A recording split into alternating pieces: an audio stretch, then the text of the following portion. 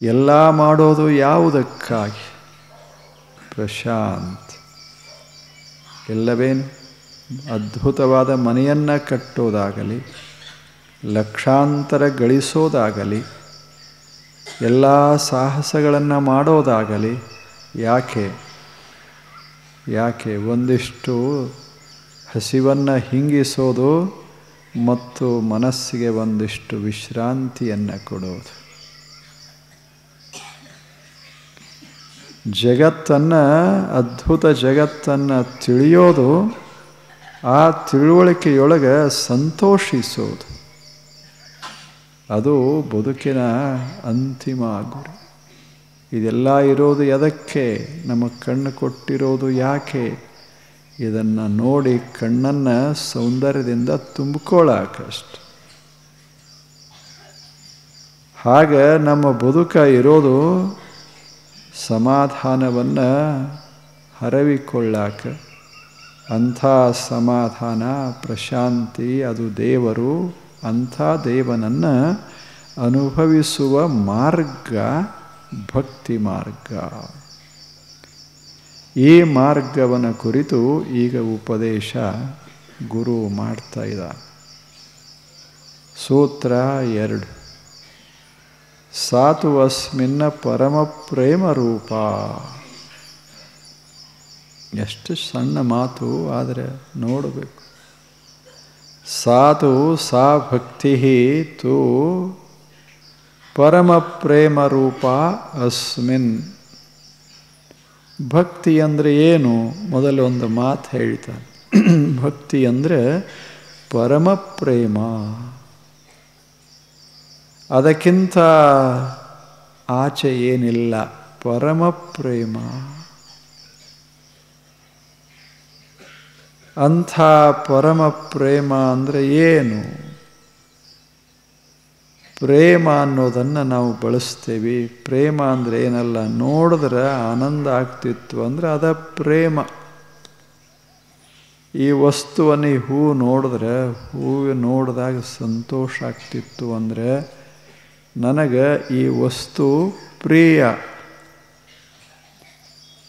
ನನಗೆ ವಸ್ತು ಪ್ರಿಯ ಇಲ್ಲದೆ ಇದ್ದರೆ ನೋಡಿದರೆ ಆನಂದ ಆಗೋದಿಲ್ಲ.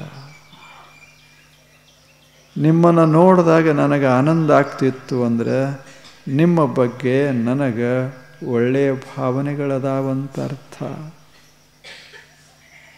ನಿಮ್ಮ ಬಗ್ಗೆ ನೋಡಿದ್ರೆ ಒಂದು ಥರ ಒಳಗಾಗ್ತಿತ್ತು ಅಂದರೆ ಆಗೋದಿಲ್ಲೇನು? ಹಂಗಾಗ್ತದೆ. ನಮಗೆ ಅವನು ನೋಡಿದ್ರೆ ಆಗಿ ಬರೋದಿಲ್ಲ ಅಂದ್ರೆ ಅವನ ಬಗ್ಗೆ ಪ್ರೇಮ ಇಲ್ಲ ಅಂತ. ನಿನ್ನ ಮುಖ ತೋರಿಸಬೇಡ ಅಂತಿರ್ತದೆ. ಮುಖ ನೋಡಿದರೆ ಇಲ್ಲಿ ಹೊತ್ತಾಗಿ ಶುರುವಾಗ್ತದೆ. ಇದು ಪ್ರೇಮ ಅಂತಲ್ಲ. ಇಲ್ಲಿ ಎಷ್ಟು ಚಂದ ಹೇಳ್ತಾರೆ. ಪ್ರೇಮ ಅಂದರೆ ಯಾವ ವಸ್ತುವನ್ನು ನೋಡಿ ನಮಗೆ ಆನಂದ ಆಗ್ತದೆ, ಈ ವಸ್ತು ಇರಲಿ ಅನ್ನಿಸ್ತದೆ, ಒಂಥರ ಮುದ, ಎಷ್ಟು ಚಂದ ಶಬ್ದ ಬಳಸ್ತಾರೆ, ಮುದ ಆಗ್ತದೆ, ಅಂಥ ವಸ್ತು ನಮಗೆ ಪ್ರಿಯವಾಗಿರ್ತದೆ. ಇಲ್ಲೇನು ನಾವು ಎಷ್ಟೋ ಸಲ ಈ ಜಮಾ ಖರ್ಚ ಮಾಡುವಾಗ ನೋಡ್ಬೇಕು ಎಷ್ಟು ತನ್ಮಯ ಆಗಿರ್ತದೆ. 9 ಆಗಿರ್ತದೆ, 10 ಆಗಿರ್ತದೆ, ಮನೆಯವರು ಕರ್ಯಾಕೆ ಬಂದಿರ್ತಾರೆ, ಊಟ ಮಾಡುವಂತಿರ್ತಾರೆ, ಇವ ತನ್ಮಯ ಆಗಿರ್ತಾನೆ. ಎಷ್ಟು ಲೆಕ್ಕ ಮಾಡೋದ್ರಾಗ. ಯಾಕೆ? ಪ್ರಿಯ ಅಷ್ಟು. ಆಹಾರಕ್ಕಿಂತ ಅವನಿಗೆ ಎಣಿಸೋದು ಪ್ರಿಯ. ಒಬ್ಬೊಬ್ಬರಿಗೆ ಒಂದೊಂದು ಪ್ರಿಯ. ಈ ಕಡೆ ಒಂದು ಹಾಲಿನ ಚೆಂಬು, ಈ ಕಡೆ ಒಂದು ಹಾಲಿನ ಚೆಂಬು. ಯಾವುದನ್ನು ನಾವು ಸ್ವೀಕಾರ ಮಾಡ್ತೇವೆ? ಒಂದು ಹುಡುಗ ಬಂದರೆ ಈ ಬಲಕಿನದನ್ನು ಬರಾಬರ ಕುಡಿದು ಹೋಗಿ ಬಿಡ್ತಾನೆ. ಅವ್ರ ತಂದೆ ದೊಡ್ಡ ಆಫೀಸರ್ ಬಂದರೆ ಇದನ್ನು ಬರಾಬರ ಇದನ್ನು ಕುಡಿದು ಹೋಗಿ ಬಿಡ್ತಾನೆ. ಯಾರಿಗೆ ಯಾವುದು ಪ್ರಿಯವೋ ಅದು. ಅವ್ರ ತಂದೆ ಇದನ್ನು ಕುಡಿಯೋದಿಲ್ಲ, ಬಯಸೋದು. ಹುಡುಗ ಕುಡಿತದ ಹಾಲ ಅಂತ. ಅವ ಶಾಣೆ. ಎಷ್ಟು ಚೆನ್ನಾಗಿ. ಹುಡುಗನಿಗೆ ಗೊತ್ತದೆ ಯಾವುದು ಹಿತ ಅಂತ, ತಂದೆಗೆ ಮೊದಲು ಗೊತ್ತಿತ್ತು, ಈಗ ಮರ್ತದೆ ಅಷ್ಟೆ. ಹುಡುಗ ಇನ್ನ ನಿಸರ್ಗದ ಸಮೀಪ ಆದ, ನಿಸರ್ಗ ದೇವತೆಯ ಸಮೀಪ ಆದ, ತಂದೆ ಬಹಳ ದೂರ ಹೋಗ್ಯಾನ ಅಷ್ಟೆ. ಆದರೆ ಎರಡೂ ಮಾಡಿಸೋದು ಪ್ರೇಮವೇ. ಅವನಿಗೆ ಅದನ್ನು ನೋಡಿದರೆ ಪ್ರೇಮ, ಇವನಿಗೆ ಇದನ್ನು ನೋಡಿದರೆ ಪ್ರೇಮ. ಪ್ರೇಮ ಒಂದ ಇದ್ದರೂ ಆ ವಸ್ತು ಆ ಪ್ರೇಮವನ್ನು ಹೊಲಸರೆ ಮಾಡ್ತದೆ, ಸ್ವಚ್ಛರೆ ಮಾಡ್ತದೆ. ಆ ಪ್ರೇಮ ಸಾತ್ವಿಕ ವಸ್ತುವಿನ ಬಗೆಗೆ ಇತ್ತು ಅಂದರೆ ಸಾತ್ವಿಕ ಸಂತೋಷ ಉಂಟಾಗ್ತದೆ. ಆ ಪ್ರೇಮ ರಾಜಸ ತಾಮಸ ವಸ್ತುವಿನ ಬಗೆಗೆ ಇತ್ತು ಅಂದರೆ ತಾಮಸಿಕ ಆನಂದ ಉಂಟಾಗ್ತದೆ. ಇದು ಗುಣ. ಇದು ಪ್ರೇಮದಲ್ಲಿ ಇವು ಪ್ರಕಾರಗಳು, ಇವು ಎಲ್ಲ ಒಂದೇ ಅಂತಲ್ಲ. ಪ್ರೇಮ ಒಂದೇ ಇದ್ದರೂ ಸ್ವಲ್ಪ ತಮಸ್ಸು ಕೂಡ್ತದೆ, ಅದರಾಗ ಸ್ವಲ್ಪ ರಜಸ್ಸ ಕೂಡ್ತದೆ, ಸ್ವಲ್ಪ ಸತ್ವ ಇರ್ತದೆ, ಕೊನೆಯದಾಗಿ ಅತ್ಯಂತ ನಿರ್ಮಲವಾಗಿರ್ತದೆ. ಅದು ಪ್ರೇಮದ ರೂಪಗಳಿವೆ. ಪ್ರೇಮ ಒಂದು, ಅದರ ರೂಪಗಳು ಬೇರೆ. ಎಲ್ಲರಲ್ಲೂ ಅದೇ. ಇದು ವೈಶಿಷ್ಟ್ಯ. ನಿಸರ್ಗ ಎಲ್ಲರಿಗೂ ಕೊಟ್ಟೆ, ಆದರೆ ಒಬ್ಬೊಬ್ಬರು ಒಂದೊಂದರಲ್ಲಿ ಅದನ್ನು ಬಳಸ್ಯಾರ ಅಷ್ಟೇ. ಬುದ್ಧನಲ್ಲೂ ಪ್ರೇಮ ಇತ್ತು, ಆತ ಶಾಂತಿಯನ್ನು ಪ್ರೀತಿಸಿದ. ಬಸವಣ್ಣನವರಲ್ಲೂ ಪ್ರೇಮ ಇತ್ತು, ಅವರು ಕೂಡಲ ಸಂಗಮನನ್ನು ಪ್ರೀತಿಸಿದರು. ಅಕ್ಕ ಮಹಾದೇವಿಯಲ್ಲಿ ಪ್ರೇಮ ಇತ್ತು, ಆಕೆ ಚನ್ನಮಲ್ಲಿಕಾರ್ಜುನನಲ್ಲಿ ಅದನ್ನಿಟ್ಟು. ಒಬ್ಬೊಬ್ಬರಲ್ಲಿ ಒಂದೊಂದು. ಮಹಾಸಂತರಲ್ಲೆಲ್ಲ ಅದೇ ಭಾವ ಒಂದರಾಗಿ ಇಟ್ಟಿರ್ತಾರೆ ಅಷ್ಟೆ. ನಮಗೂ ಇರ್ತದೆ, ನಾವು ಒಂದೊಂದರಾಗಿ ಇಡ್ಕೋತು ಹೊರಟಿರ್ತೇವೆ. ಎಲ್ಲಿ ಇಡಬೇಕನ್ನೋದು ಮಹತ್ವದ್ದೇ ವಿನಃ ಪ್ರೇಮ ನಮ್ಮಲ್ಲಿ ಅದ ಇಲ್ಲ ಅಂತಲ್ಲ. ಎಷ್ಟು ಜನ ಹುಟ್ಟ್ಯಾರ, ಎಲ್ಲರ ಎದೆಯೊಳಗೆ ಒಂದಿಷ್ಟಿಷ್ಟು ಅದು ಇದ್ದೇ ಇರ್ತದೆ. ಪ್ರೇಮ ಅಂದ್ರೆ ಜೀವನದ ಜೇನ. ಎದೆಯೊಳಗೆ ದೇಹವನ್ನು ತಯಾರ ಮಾಡಿ ನಿಸರ್ಗ ನಮ್ಮ ಎದೆಯೊಳಗೆ ಒಂದು ಜೇನಿನ ಹನಿಯನ್ನು ಬಿಟ್ಟಿರ್ತದೆ. ಅದೇ ಜೀವನವನ್ನು ಮಧುರಗೊಳಿಸೋದಿರ್ತದೆ. ಅಂಥ ಹನಿಯನ್ನು ಉಪೇಕ್ಷಿಸಿದರೆ ಮಾಧುರ್ಯ ಮರೆಯಾಗ್ತದೆ, ಅದನ್ನು ಪೋಷಿಸಿದರೆ ಮಾಧುರ್ಯ ಹೆಚ್ಚಾಗ್ತದೆ. ಪೋಷಿಸೋದೇ ಇದು ಭಕ್ತಿ ಮಾರ್ಗ. ಯಾವುದನ್ನು ಪ್ರೀತಿಸಬೇಕು ಅನ್ನೋದನ್ನೂ ಹೇಳ್ತಾ ನಾವು ಪ್ರೇಮದಲ್ಲಿ ಏನೇನು ಪ್ರಕಾರಗಳದಾವ ನೋಡ್ತಾ ಇದೆ. ವ್ಯಾವಹಾರಿಕ ಪ್ರೇಮ ಅಂತ ಇರ್ತದೆ, ನೋಡಿರಲ್ಲ. ನೀವು ಮಾಡಿದರೆ ನಾವು ಮಾಡೋದಷ್ಟೇ, ಅದು ವ್ಯಾವಹಾರಿಕ ಪ್ರೇಮ ಇರ್ತದೆ. ಆವಾಗ ನಾವು ಪ್ರೀತಿಸ್ತೇವೆ. ಹೋಗ್ತದೆ ಪ್ರೇಮ, ಆದರೂ ಕೂಡ ಹೋಗಿ ಬಿಡ್ತದೆ. ಎಂಥದ್ದೇನು ಅದಲ್ಲ, ವ್ಯವಹಾರಕ್ಕೆ ವ್ಯವಹಾರ ಅಷ್ಟೆ. ವ್ಯವಹಾರಕ್ಕೆ ವ್ಯವಹಾರ. ನೀವು ಕಷ್ಟ ಮಾಡ್ಲಿಕ್ಕೆ ಹೋಗಿರ್ತೀರಲ್ಲ, ಅಲ್ಲಿ ಅವರು ಅದು ಪಾರ್ಲರ್ ಏನೋ ಅಂತಾರಲ್ಲ, ಎಷ್ಟು ಮಸ್ತ್ ಇರ್ತದೆ ಆ ಕುರ್ಚಿ, ಅದು ಇದು. ಆತ ಸೆಲ್ಯೂಟ್ ಹಾಕ್ತಾನೆ, ಬನ್ನಿ ಅಂತ ಹೇಳ್ತಾನೆ, ಎಷ್ಟು ಪ್ರೀತಿಯಿಂದ ಮಾತನಾಡಿಸ್ತಾನೆ. ಕಟ್ ಮಾಡಿದ ಬಳಿಕ ಮಾತಾಡ್ಸೋದಿಲ್ಲ, ಮುಗೀತು ಅಲ್ಲಿಗೆ. ನಮ್ಮದು ನಿಮ್ಮದು ಸಂಪರ್ಕ ಮುಗೀತು. ನಾವು ಅಲ್ಲೇ ಕೂತಿದ್ದೇವೆ ಕುರ್ಚಿ ಮೇಲೆ, ಆತ ವಿನಂತಿ ಮಾಡ್ತಾನೆ ಮೊದಲ, ನೋಡಿ ಇನ್ನೊಬ್ಬರು ಬಂದಿದ್ದಾರೆ, ತಾವು ಸ್ವಲ್ಪ ಬಾಕಿನ ಮೇಲೆ ಕೂಡ್ರಿ. ಚಲೋ ಕುರ್ಚಿ ಮೇಲೆ ಇಳಿಸ್ತಾನೆ, ಅಲ್ಲಿ ಕೂಡಿ. ಆ ಬಳಿಕ ಇನ್ನೊಂದಿಷ್ಟಾದರೆ ಇನ್ನೂ ಜನ ಬರ್ತಾರೆ, ತಾವು ಸ್ವಲ್ಪ ಹೋಗಿ ಬನ್ನಿ ದಯಮಾಡಿ ಅಂತ ಹೇಳ್ತಾನೆ. ಹೇಳೋದಿಲ್ಲ. ಎಷ್ಟೋ ಅಷ್ಟೇ. ನಮ್ಮದು ನಿಮ್ಮದು ವ್ಯವಹಾರ ಎಷ್ಟು ಅಷ್ಟೆ. ಇದಕ್ಕೆ ಇದು ಪ್ರೇಮವೇ. ಅವ ಎಷ್ಟು ಚಂದ ಮಾತನಾಡ್ತಾನೆ, ಇನ್ನೊಮ್ಮೆ ಅವ ಬರಬೇಕು ಹಂಗೆ ಮಾತಾಡಿರ್ತಾನೆ. ಆದರೆ ಆ ಪ್ರೇಮ ಕಮರ್ಷಿಯಲ್, ಅದು ಬೇಕು ಮನುಷ್ಯನಿಗೆ. ಮತ್ತು ಎಲ್ಲರನ್ನೂ ಅಲ್ಲೇ ಕೂಡಿಸ್ಕೋತು ಆದರೆ ಗತಿಯ ವ್ಯವಹಾರಕ್ಕೆ ವ್ಯವಹಾರ.